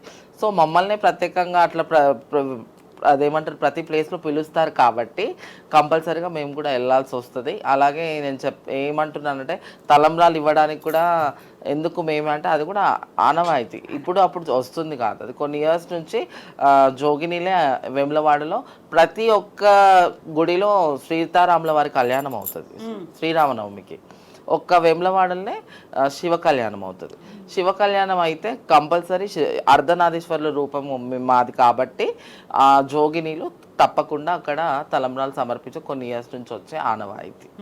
సో ఇప్పుడు మనం శర్మ గారు కేవలం అమ్మ గురించి మాట్లాడుకున్నాం. అమ్మే కాదు, అర్ధనారీశ్వర రూపం అన్ని రూపాల్లో కూడా ప్రత్యేకతలు అనేవి ఉంటాయి. స్వామి ఉంటుంది, అమ్మవారు ఉంటారు. అమ్మ మనకు కొంచెం ఏదైనా స్వామి దగ్గర నుంచి కావాలి అనుకుంటే అమ్మ రికమెండేషన్ కూడా కావాలని వెళ్ళిపోతాం కదా. సో ఇప్పుడు కేవలం అమ్మకి మాత్రమే పూజ జరగట్లేదు, అక్కడ స్వామి వారికి కూడా నివేదించుకోవడానికి అమ్మని ఒక మీడియేషన్గా యూస్ చేసుకోవడం, అంతేనా? అంతే, వాస్తవం. సో ఈ పద్ధతులు ఇవన్నీ కూడా మనకు తరతరాలుగా వస్తున్నప్పటికీ ఏమన్నా మీరు మార్పులు చేర్పులు ఏమైనా గమనించారా? గతంలో మీరు ఒక మాట చెప్పారు, బలులు అనేవి అయ్యేవి అని. అది ఇప్పుడు పద్ధతికి తగ్గట్టుగా లేదు కాబట్టి దాన్ని మార్చుకున్నా. అలా ఇంకేమైనా మారాయి? అసలు అదొక్కటే మారిందమ్మా, మిగతా ఏది కూడా మారలేదు. బోనాల సాంప్రదాయంలో మొదటి రోజు అమ్మవారికి బోనం ఏ విధంగా అయితే సమర్పణ చేస్తారో, రెండవ రోజు నాడు జరిగేటువంటి యొక్క కార్యక్రమాలలో అమ్మవారిని రక్తాక్షి అలంకరణగా మారుస్తారు. ప్రతి దేవాలయంలో జరిగేటువంటి యొక్క బోనాల ఉత్సవాలలో రెండవ రోజు అమ్మవారిని రక్తాక్షి అమ్మవారుగా అలంకరణ చేస్తారు. అంటే అమ్మవారు చాలా ఉగ్రంగా ఉండి చాలా విపరీతమైనటువంటి యొక్క రాక్షస సంహారతత్వాన్ని ఆవిడ ఆవాహన చేసుకునే విధంగా ఉంటుంది. దాంట్లో ఘటోత్సవాలని, ఘటాన్ని ఊరేగింపుగా తీసుకొని రావడం, ఘటంలో సాకగా కల్లును పోయడం. కళ్ళు అనేది గౌడ కులస్తులకు సంబంధించినటువంటిది. తీసుకొచ్చే ఘటం కుమ్మరి సంఘం కుమ్మరి కమ్యూనిటీ నుంచి వచ్చినటువంటిది. అలాగే వారి యొక్క సాంప్రదాయానుసారంగా అక్కడి నుంచి ఘటం తీసుకొని వచ్చి అమ్మవారికి ఊరేగింపుగా తీసుకొచ్చి ఈ యొక్క గీతాలతోటి, వాయిద్యాలతోటి, నృత్యాలతోటి ఆ ఘటోత్సవాన్ని అమ్మవారికి సమర్పణ చేసి, తర్వాత గంగ తెప్పోత్సవం అని పూర్వకాలంలో ఈ యొక్క గ్రామదేవతలన్నీ కూడా ఊరి శివార్లలో ఉండేవి చెరువుల దగ్గర. అటువంటి చెరువులలో ఉండేటువంటి గంగా అమ్మవారు కూడా ఎటువంటి యొక్క ఉధృతాన్ని కలగ చేయకుండా ఉండడం కోసం, ఎటువంటి ఇబ్బంది కలగకుండా ఉండడం కోసం, సస్యశ్యామలంగా ఉంచడం కోసం అమ్మవారికి కూడా గంగ తెప్పోత్సవం చేసేవారు. అలాగే ఆనాదిగా వస్తున్నటువంటి ఆచారం ప్రకారం పచ్చి కుండ మీద ఒక జోగిని స్త్రీ శరీరం మీదకి ఆవాహన చేసుకొని దైవం మానుష రూపేణ అని మన యొక్క శాస్త్రాలు చెప్తున్న విధంగా ఆ యొక్క అమ్మవారి యొక్క తత్వాన్నంతేక తన యొక్క శరీరం మీదకి ఆవాహన చేసుకొని మనకి భవిష్యవాణి తెలియజేస్తుంది. మనం అడిగే ప్రశ్నకి, అమ్మా జగన్మాత, మా యొక్క జంట నగరాల్లో విపరీతమైనటువంటి యొక్క డ్రగ్స్ వాడకం ఎక్కువైపోయిందమ్మా, వీటన్నిటిని కూడా సంహారణం చేయండి అమ్మా అని చెప్పగానే ఆ జగన్మాత చెప్తుంది ఏ విధంగా చేస్తే దానికి నిర్మూలన కలుగుతుందో దానికి చెప్పేటువంటి కది. మనం అమ్మవారి ముందర నిల్చొని అమ్మ ఈ యొక్క డ్రగ్స్ మాఫియానన్నింటినీ కూడా నాశనం చేయమ్మా అంటే ఆవిడ మనకి ఏమైనా సమాధానం చెప్తుందా? చెప్తుంది. ఆవిడ చేసే విధంగా చేస్తుంది. ఇక్కడైతే ఆవిడ నోటి నుండి ప్రత్యక్షంగా వాళ్ళందరూ కూడా వినబడే విధంగా, అందరి యొక్క రోమాలు నిక్కపొడిచే విధంగా చాలా బిగ్గరగా చెప్తుంది. నేను ఈ విధంగా చేయండి, నాకు ఈ విధంగా సాకలు పోయండి, నాకు ఈ విధంగా ఆరాధన చేయండి, మీ యొక్క పాపాన్నంతా కూడా నశింపజేస్తానని చెప్పేసి ఆవాహన చేసుకున్నటువంటి యొక్క జోగిని స్త్రీ చెప్పేటువంటి యొక్క మాటలు విన్న తర్వాత సాక్షాత్తు అమ్మవారే వచ్చింది, ఆ అమ్మవారే మనతో చెప్పినట్టుగా మనం భావన చేస్తాం. అలాగే దీంట్లో భాగంగా అమ్మవారికి బద్దిపాలు సమర్పణ చేయడం జరుగుతుంది. మనం చెప్పినటువంటి ఘటంలో వచ్చినటువంటి కళ్ళు అనేది శరీరంలో ఉన్నటువంటి రుగ్మతలన్నింటినీ కూడా తొలగింపజేస్తుంది. అమృత పానీయం అంటారు. అటువంటి అమృత పానీయాన్ని ఈ యొక్క శాక్తయాగమంలో ఏం చెప్పబడిందంటే, ఎవరైతే తీర్థంగా తీసుకుంటారో వారికి శరీరంలో చాలా లాంగ్ స్టాండింగ్ హెల్త్ ఇష్యూస్ ఏమన్నా ఉన్నా కానీ తగ్గిపోతాయని. ఇప్పుడైతే కల్తీ కళ్ళవన్నీ వస్తున్నాయి కానీ పూర్వకాలం అయితే డైరెక్ట్ చెట్టు నుంచి తీసి గౌడ కులస్తులు తీసుకొచ్చి అమ్మవారికి సమర్పణ చేసేటువంటి ఒక సాంప్రదాయం ఉండేది. అటువంటి యొక్క బద్దిపాలని తీర్థంగా ఇచ్చేవారు. అలాగే ఆ బలిగంపని ఆ ఊరి పులిమోర దగ్గర నుంచి ఆ ఊరు చుట్టూరా చల్లినట్టయితే ఎటువంటి యొక్క దుష్ట శక్తులేవి కూడా ఆ యొక్క గ్రామంలోకి ఆవాహించకుండా పశుపక్షాలని ఇంట్లో ఉన్నటువంటి పిల్ల పాపల్ని పెద్దల్ని అందరిని కూడా కాపాడుతుందని చెప్పేసి అని అందరికీ కూడా ప్రగాఢమైనటువంటి యొక్క నమ్మకం ఈ యొక్క రంగంలో జరిగేటువంటి యొక్క ప్రక్రియ. ఈ గావులో జరిగేటువంటి యొక్క దాంట్లో పూర్వకాలంలో ఒక రకమైనటువంటి యొక్క ఏదైనా మేకను కానివ్వండి కోడిని కానివ్వండి దున్నపోతును కూడా కొరికినటువంటి యొక్క సందర్భాలు ఉన్నాయి. ఇప్పుడున్నటువంటి ఒక న్యాయ వ్యవస్థకి తగినంత విధంగా ఆ గావును ఒక్కదాన్ని మాత్రమే మార్పు చేయడం జరిగింది తప్ప మిగతావన్నీ కూడా తరతరాలుగా వస్తున్నటువంటి ఆచారం ప్రకారమే మేమందరం కూడా అవలంబిస్తున్నాము, పాటిస్తున్నాము. భక్తులందరూ కూడా దానితోటే చాలా సస్యశ్యామలంగా ఆయురారోగ్యాలతోటి సుఖ సంతోషాలతోటి అమ్మవారి యొక్క ప్రగాఢమైనటువంటి యొక్క అమృత ఆశీస్సులతోటి వరాలు పొందుతున్నారని మేము భావిస్తున్నాం. సో ఉషా గారు, ఇప్పుడు మనం బోనం సమర్పించడం అనేది 365 రోజులు అమ్మ మనల్ని చల్లగా చూసుకుంది. ఈరోజు బోనం ఇస్తున్నాం. సంవత్సరం అంతా మమ్మల్ని హ్యాపీగా ఉంచింది అమ్మవారు. ఆ తర్వాత బోనం సమర్పించిన తర్వాత అక్కడ ఏమైనా వెలితి జరిగిందా, లేదు నాకు ఇంకా ఎక్స్పెక్టేషన్స్ ఏదున్నాయి, ఇవన్నీ చెయ్యండి అని చెప్పుకోవడానికి రంగం రూపంలో భవిష్యవాణి రూపంలో అమ్మ బయటకు వచ్చి మాట్లాడుతుంది అనుకున్నప్పుడు ఆ ఎక్స్పెక్టేషన్స్ అంటే మనం తను ఏదైతే కోరుకుందో దాన్ని రీచ్ అవ్వలేకపోయామా, లేకుంటే మనకు ఉన్నటువంటి సమస్యల్ని ఇంకా వెలితిగా ఉన్నాయి అమ్మ నువ్వే చూడు అని చెప్పుకోవడమా, ఎలా చూస్తారా భవిష్యవాణి రూపంలో అమ్మ పలుకుని? అంటే ఇప్పుడు నాకేమనిపిస్తుందంటే మనం ఎలా ఉండాలో అలా ఉండకుండా ధర్మం తప్పి ఉన్నప్పుడు ఆవిడ మనని బాగా హెచ్చరిస్తుంది. అవును కదమ్మా? అంతే అండి, కరెక్ట్ చెప్పారు. అది మిగతా అన్ని అంటారా, నాకు పాయసం బదులు తెల్లన్నం పెట్టావు, ఇవన్నీ ఏంటంటే ఇవన్నీ డీటెయిల్స్, ఎవరి అలవాటుని బట్టి వాళ్ళు చేస్తారు. దాని గురించి అమ్మ భావిస్తుంది, అమ్మ నొచ్చుకుంటుందని నేను అనుకోను. అలా అనుకోరు. మనకిప్పుడు తెలిసి తెలియక పిల్లలు ఏమైనా ఇంట్లో పొరపాటు చేస్తే తల్లి నొచ్చుకుంటుందమ్మా, ఆవిడెందుకు నొచ్చుకుంటుంది? కానీ పిల్లలు దారి తప్పి ప్రవర్తిస్తున్నప్పుడు లేకపోతే ధర్మం సరిగ్గా లేనప్పుడు ఆవిడ గట్టిగా హెచ్చరిస్తుంది. అది నేను నమ్ముతాను. అంటే ఆవిడ వాక్కు ద్వారా ఇట్లా మనకి సమాజానికి సమాజ హితం కోసం అందరూ కూడా కలిసిమెలిసి ఒక సఖ్యతగా ఒక వసుదైక కుటుంబకంలాగా ఉండాలి అని అంటే ఎవరి పాత్ర వాళ్ళు పోషిస్తూ ధర్మంగా ఉండాలి, ధర్మాన్ని విడకూడదు. అందరికీ ఉన్నవాళ్ళు లేని వాళ్ళతో సహాయపడుతూ ఒక సంఘటితంగా ఒక చక్కగా ఒక ఆనందకరమైన వాతావరణంలో ముందుకు వెళ్ళడానికి ఏం కావాలో అలాంటివి జరగనప్పుడు ఆవిడ చెప్తుంది అని నేను భావిస్తాను. అంతేనమ్మా? చాలా కరెక్ట్గా చెప్పారు. అందులో కూడా పచ్చికుండ మీద నిలబడి రంగం చెప్పడం, భవిష్యవాణి వినిపించడం అంటే ఎలా జరుగుతుంది అనుకుంటారు? అక్కడ ఆ శక్తి ఆవాహన జరుగుతుంది, అమ్మే పలుకుతుంది అనుకున్నప్పుడు అంతసేపు నిలబడ్డం ఒక ఎత్తు అయితే అమ్మ ఎలా పలుకుతుందో అలా పలకడం అనేది ఏం జరుగుతుంది అక్కడ? ఈ ఏడాది మొత్తం ఈ సకాలంలో ఏదైతే జరుగుతుందో ఆ పచ్చికుండ మీద రంగం నిలబడి వర్షాలు ఎలా కురుస్తాయి, ఈ ఏడాది మొత్తం ఈ ఋతు పరిణామాలు ఎలా ఉంటాయి. అప్పట్లో మనం ఫ్లూస్ బారిన అవన్నీ పడ్డాం, అన్ని రకాల ఏమంటారు వ్యాధుల బారిన పడ్డప్పుడు అమ్మ వచ్చి ఇప్పుడు ఇవి మనం చేసే బోనాల దాంట్లో కూడా పసుపు అంటే యాంటీబయోటిక్. ప్రతి ఒక్క దాంట్లో ఒక రీజన్ లేనిది మనం ఏ ఫెస్టివల్ చేయము. ఎస్పెషల్లీ మన తెలంగాణ వాళ్ళం ఇన్ని పండుగలు జరుపుకుంటున్నామంటే ప్రతి ఒక్క దానికి ఒక రీజన్ ఉంటుంది. అలాగే మనం యాంటీబయోటిక్ కానివ్వండి, వేపాకులు కూడా అది కూడా ఒక రోగ నివారణ.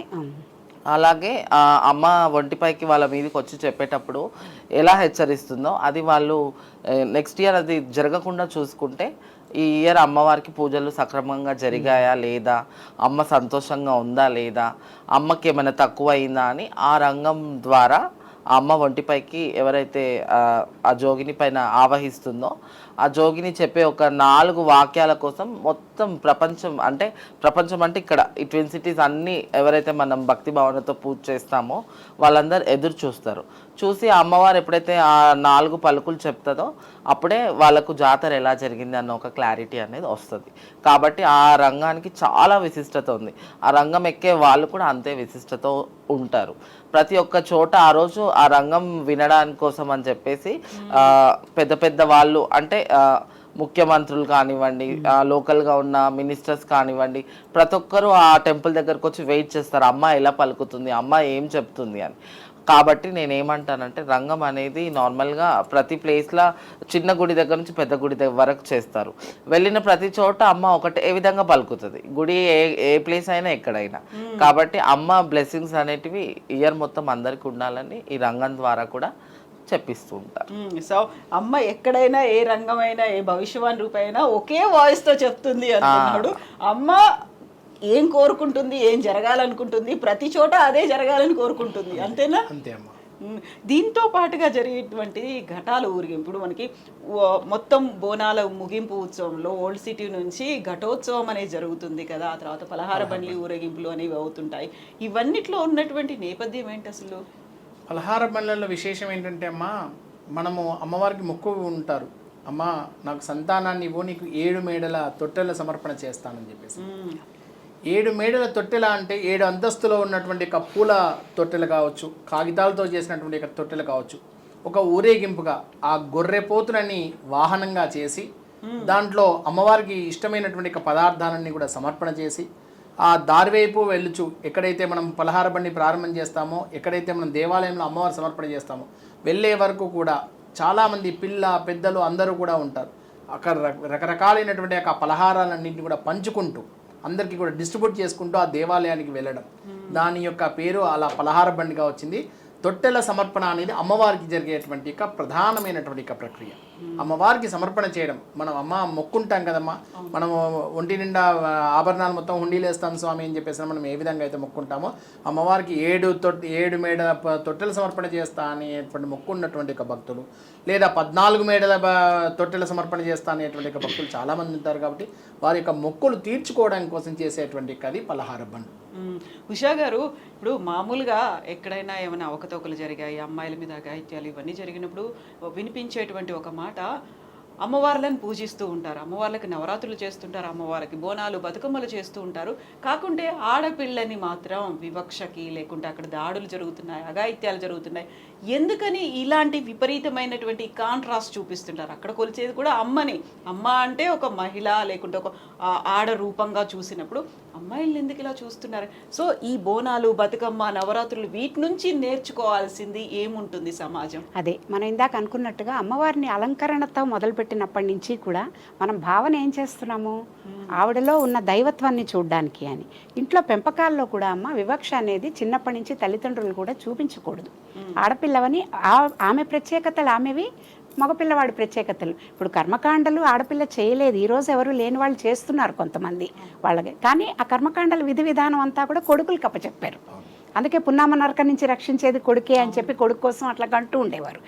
ఆడపిల్లలు ఇంకో ఇంటికి వెళ్ళి వాళ్ళ ఇంటి దీపం వెలిగించి వాళ్ళ వంశాన్ని ఉద్ధరించి ఎంతో చక్కగా ఉంటున్నారు. కాబట్టి ఇద్దరు ముఖ్యమే. ఎందుకంటే ఆలోచన ఆచరణ రెండు, శివశక్తి స్వరూపం రెండు కలిపి ఉంటేనే కంప్లీట్ పిక్చర్ ఉంటుంది హోలిస్టిక్గా. ఇద్దరు ఎవరు ఒకళ్ళు లేకుండా ఉన్నా కూడా అది అవిటిగానే అనిపిస్తుంది మనకి. ఇక్కడ తల్లిదండ్రులు బాధ్యతగా ఏం చెప్పాలంటే, ఎట్లా అయితే మనం అమ్మవారిని ఇప్పుడు ఇంటికి వచ్చినప్పుడు కూడా చిన్నపిల్లలు మగపిల్లలకు వీళ్ళకి కూడా ఏం చెప్పాలి, వాళ్ళలో ఉన్న ఆ భావన, మాతృభావన, తర్వాత ఆ చెల్లెలు అమ్మవారి భావన ఏదైతే వీళ్ళు చూసి బొట్టు పెట్టి అన్నీ గౌరవించడం చేస్తున్నారో, చిన్నప్పటి నుంచి వాళ్ళకు కూడా అటువంటి భావన వాళ్ళకి కలిగేటట్టుగా పెంపకాలు ఉండాలి. వాళ్ళు అంటే కొంచెం కొంతమంది ఇళ్లల్లో తక్కువ, అది ఎక్కడి నుంచి వస్తుందమ్మా, తల్లిదండ్రుల్ని బట్టి వస్తుంది. తల్లిదండ్రులు వాళ్ళ పరస్పరం వాళ్ళు కొట్లాడుకుంటూ వాళ్ళు ఒకళ్ళనొకళ్ళు నువ్వు తక్కువ, నువ్వేం తీసుకొచ్చావు మీ ఇంటి నుంచి, లేకపోతే నీ వల్ల నిన్ను పెళ్లి చేసుకుని నేను ఇట్లా అయిపోయాను, ఇట్లాంటివన్నీ పిల్లల ముందు అంటుంటే వాళ్ళు ఏం నేర్చుకుంటున్నారమ్మా చూస్తూ. చెప్తే ఎప్పుడు మారరు పిల్లలు. పిల్లలకి ఎప్పుడూ కూడా ఆచరించేది, మనం ఆచరించేది చూసి నేర్చుకుంటారు. నువ్వు ఎన్ని లెక్చర్స్ చెప్పినా ఎవరు వినరు. నువ్వు ఎలా ఉన్నావు, తండ్రి ఎలా ఉన్నాడు, తల్లి ఎలా ఉంది, ఇంట్లో ఏం చెప్పకుండా సైలెంట్గా ఏం డెమాన్స్ట్రేట్ చేస్తుంది తన నడవడిక, అది చూసి నేర్చుకుంటారు. సో ఇట్లా తల్లి తండ్రి ఉన్నప్పుడు పిల్లల ముందు కొట్లాడుకోకుండా, అరుచుకోకుండా, ఒకళ్ళనొకళ్ళు బ్లేమ్ చేసుకోకుండా పరస్పరం గౌరవం ఇచ్చుకుంటూ, ఆడవాళ్ళని గౌరవం ఇస్తూ, స్త్రీని గౌరవించడం మన సాంప్రదాయం, సనాతన ధర్మం చెప్తోంది. సనాతన ధర్మంలో చెప్పి ఒకవైపు పూజ చేసి ఒకవైపు స్త్రీని ఇట్లా చూడడం అనేది తప్పు కదా. ఆ భావన ఎప్పటికప్పుడు వాళ్ళకి కలిగేటట్టుగా ఇంటి అట్మాస్ఫియరు, స్కూల్ అట్మాస్ఫియరు, ఫ్రెండ్స్, ఇవాళ రేపు మొబైల్స్ వల్ల కదా మనకి దిప్పలన్నీ. మొబైల్స్ ఇంత ఎక్కువైపోయేసరికి 8 ఏళ్ల వాళ్ళు 10 ఏళ్ల వాళ్ళకు నేను చూశానమ్మా ఎంతమందిని పేరెంట్స్ తీసుకొస్తున్నారు నా దగ్గరికి కౌన్సిలింగ్కి. వాళ్ళు ఆ మొబైల్స్లో వాళ్ళు ఏం చూస్తారో, ఎట్లాంటి ఆలోచనల్లో ఉంటారో ఎవరికీ తెలియదమ్మా. చాలా చిన్నప్పుడే వాళ్ళ తల్లిదండ్రులు ఇవి తీసుకుని వాళ్ళు అందులో అన్ని నిషిద్ధమైనవన్నీ చూడడము, దాన్ని ఎక్స్పెరిమెంట్ చేయడం వాళ్ళకి తెలియదు. బాగోగులు చిన్న వయస్సులు వాళ్ళకి తెలియక ఆ మనసులో కలిగే రకరకాల ఆలోచనలకు, ఇప్పుడు ఎలా అయితే కుంతీదేవి మహాభారతంలో టెస్ట్ చేసి చూద్దామని చెప్పేసి కర్ణుడిని కన్నదో, మరి పురాణాల్లో కూడా మనం అలాంటివన్నీ వింటున్నాం కదా. క్యూరియాసిటీ, తెలిసే తెలియని వయస్సు, క్యూరియాసిటీ, వీటి వల్ల వచ్చేవన్నీ కూడా మనం ప్రీచింగ్ వల్ల చేసేది కాదు.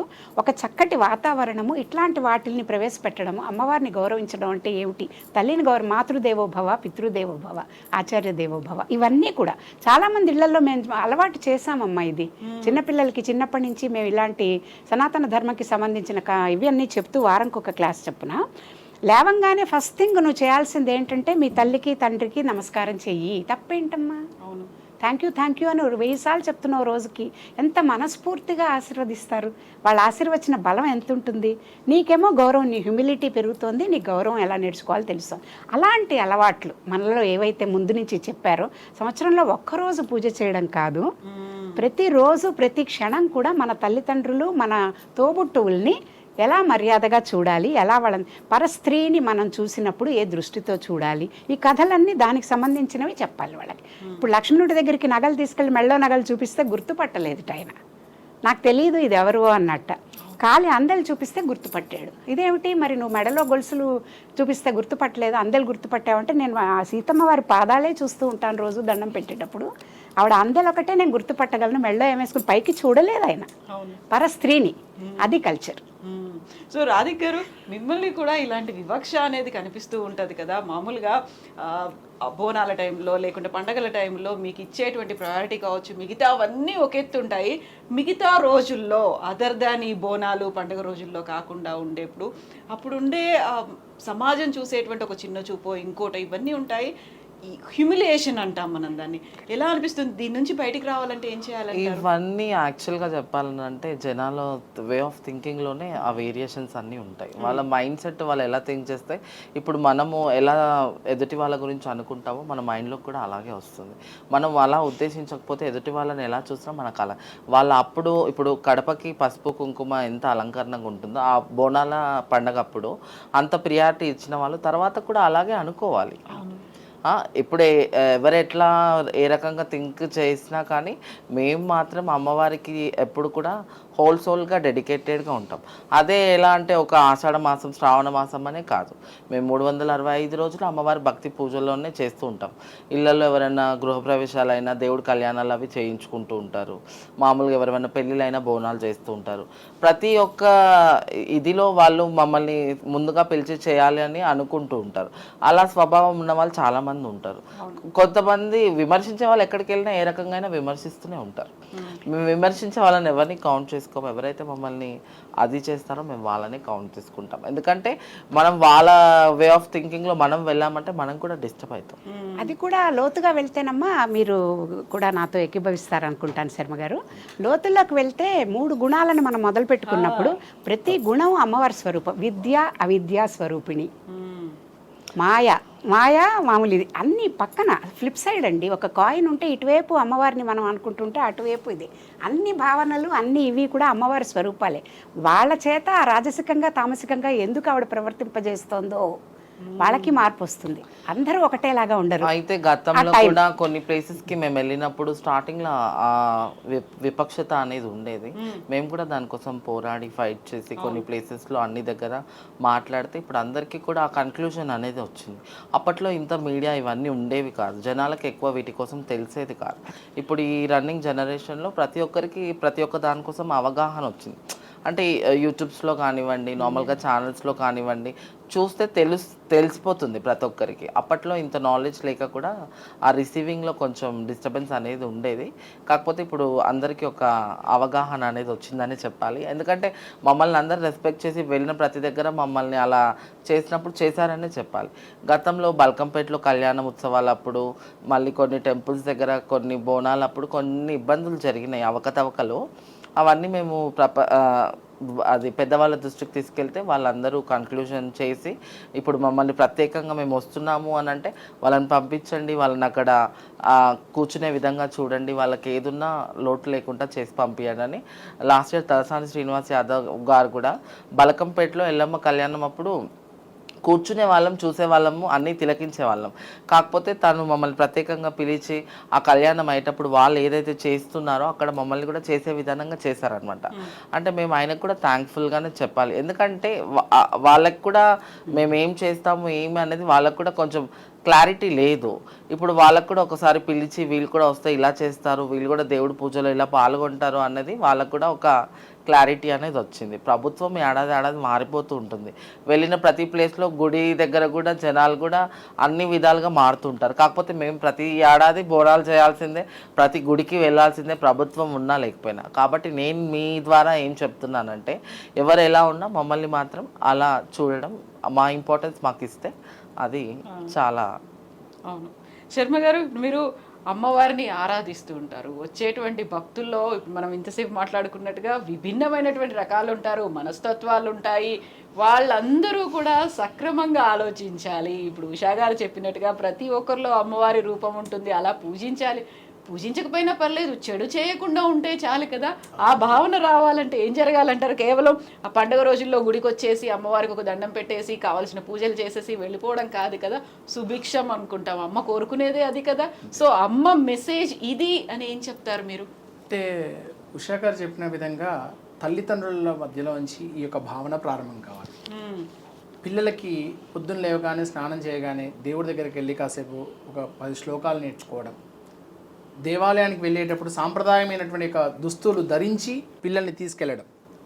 తల్లిదండ్రులు కూడా కాస్త పంచ కట్టుకోనో లేకపోతే కుర్తా పైజామా వేసుకొని మీద కండువ వేసుకొని ఆవిడ చీర కట్టుకొని పిల్లల్ని తీసుకొని వెళ్తే ఒక దైవ భక్తి అనేది వాళ్ళల్లో కూడా పెంపొందేటువంటి అవకాశం ఉంటుంది.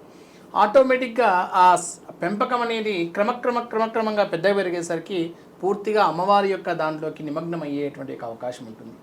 తల్లిదండ్రులే పొద్దున్న లేవగానే పబ్బులకి రెస్టారెంట్స్కి తీసుకెళ్లేటువంటి కల్చర్ ఉన్నట్టయితే ఆటోమేటిక్గా వాడు ఆ రోజునాడు భక్తుడికి ఏదో చుట్టం చూపుగా వచ్చినటువంటి ఒక బంధువు వచ్చిపోయినట్టుగా వచ్చిపోతాడు. కేవలం వాళ్ళ తూతూ మంత్రంగా దండం పెట్టిపోతాడు. అదే ఈ యొక్క తల్లిదండ్రుల సక్రమంగా పెంచినటువంటి యొక్క పెంపకంలో కనుక పెరిగినవాడు ఖచ్చితంగా దైవభక్తితోటి ఉంటాడు. ఈ నాన్ వెజ్ తినాలి, ఈ మద్యాన్నే స్వీకరించాలి అనేటువంటి భావనలో ఉండడు. కేవలం ఆ రోజున అమ్మవారికి చాలా ప్రీతికరమైన రోజు, బోనం సమర్పణ చేసే రోజు అని చాలా శ్రద్ధాభక్తులై ఉంటారు. ఎంజాయ్ చేసేవాడు చేస్తాడు. చెప్పాను కదా, 2 రకాలమైన పెంపకం. అదంతా మళ్ళీ జీవితాంతం కూడా కంటిన్యూ అవ్వాలి. కేవలం పండుగ రోజులో మాత్రమే ఈ భక్తి అనేది చూపించకుండా అని ఉండాలనేది మా భావన.